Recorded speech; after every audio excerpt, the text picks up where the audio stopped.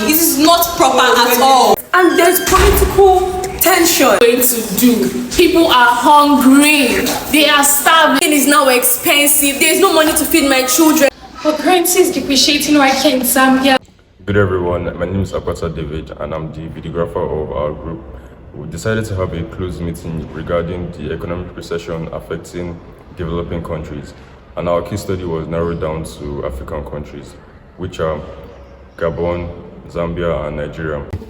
Good day everyone, my name is Iswebu Audrey and I'm a representative of Gabon. With me here is George Teotaiwo. I'm Angela Iguru, and I'm a representative of Zambia, and with me here is My name is Ekonkwe, a representative of Nigeria, and with me here is Ajayi Badmus. So, we'll be taking the problems as to why Nigeria is receding economically. Nigeria's economy has been struggling for a number of years now, and there has been a variety of factors that has contributed to its decline economically. Can you imagine the way we value our currency in Nigeria is through dollar? that sounds for the African giants of Africa, to be suffering from this, that means we are not safe. What do you have to say about our own problems? We have our problems. What do you have to say? Well, I think we're also facing the same kind of problems, such as the currency depreciation. The Zambian kwacha, as we all know, the country's currency, has depreciated in recent years, which makes imports more expensive and contributes to the inflation of the country. One very astonishing problem in my country is the national debt. I'm telling you, we are owing different countries, like several countries. I don't even know how we are surviving. I don't even know how I'm here today. Bad governance. Okay, Gabon almost like most African countries is facing economic challenges exacerbated by factors like over-dependence on those one means of exportation, which is oil dependency, which is not meant to be so. Like the problems are just getting too much. Imagine the military having to perform a coup in August of 2023. Yes, you heard me. August of 2023. That was just last year. Are you guys hearing this? Just last year. Speaking of oil dependency, despite that Nigeria has good farmers, I remember my great-grandfather. His cocoa farm was massive. Even the cocoa house in Ibadan, very big building. And Nigeria forgets that and depending on oil. Can you imagine that? That's The unfortunate. funny thing is that oil is even very dangerous. Like the gases it releases and shit. That's really unfortunate. Have you heard that in your country, a snake swallowed quite a huge sum of money? Oh, the 60 million naira. Oh. What can I say? Africans are greedy. Actually, the animals also want to get rich. Everybody wants to be the king of the jungle. Moving on, we'll be taking the problem, the solutions to curb this receding in our economic growth. Firstly, the issue of the oil dependence. The country needs to diversify its economy away from its dependence on oil. This could be done in investing in other sectors like agriculture, manufacturing, and also tourism. You need to go back to the farms. Alright, we'll be introducing more schemes on debt management, such as restructuring debt and negotiation favorable terms. Alright, moving on to what Nigeria has proposed as a solution for the receding economic tendencies. We'll also be proposing as a country the currency stability. The Zambian government has, explored some measures to promote a more stable exchange for the rates for the kwacha, which is the Zambian currency.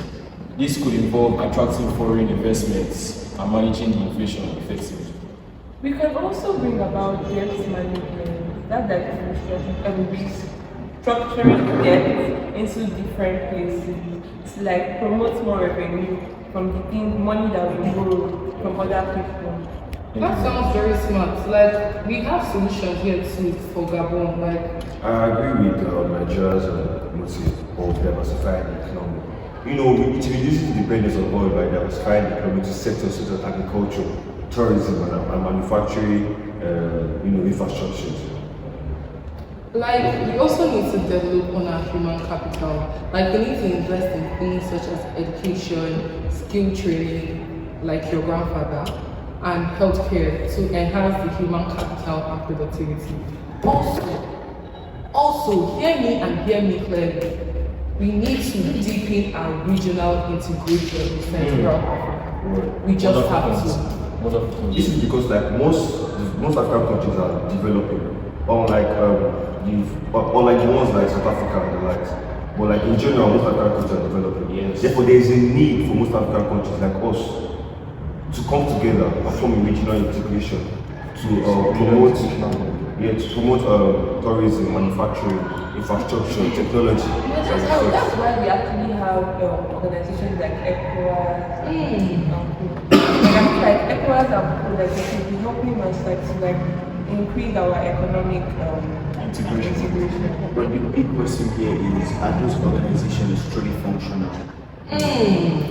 Back in the days, yeah, they used to be very functional, but like right now, not really seeing much work, they're not putting so much effort into like what they're meant to do.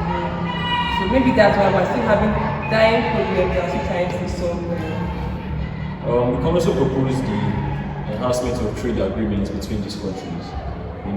I think trade benefits helps in developing countries boost their economies also. But the reducing of export values and import trades can also help these countries too. Speaking about export values and import trades, I'm sorry to say, did you research right? Because it is better for you to produce in your country and use your product than import. Isn't that what Tinubu is trying to do in Nigeria? And that is why he's trying. He's trying. And that's why they are so under debt. Exactly. That's Such the a poor reason. country. But I feel like it's very rude and disrespectful for you to say a particular country is under debt. If I go to your countries now, Nigeria is the largest owing country in the world. Nigeria owes China. They're under debt. Is your country not also under debt? Your country is also under Most debt. developing countries are under debt. Yes, exactly. But that's one of our problems. Your corruption is your number one. Your corruption is your number one problem because it overshadows the debts. Like that shows that just interrupt what I'm saying. Period.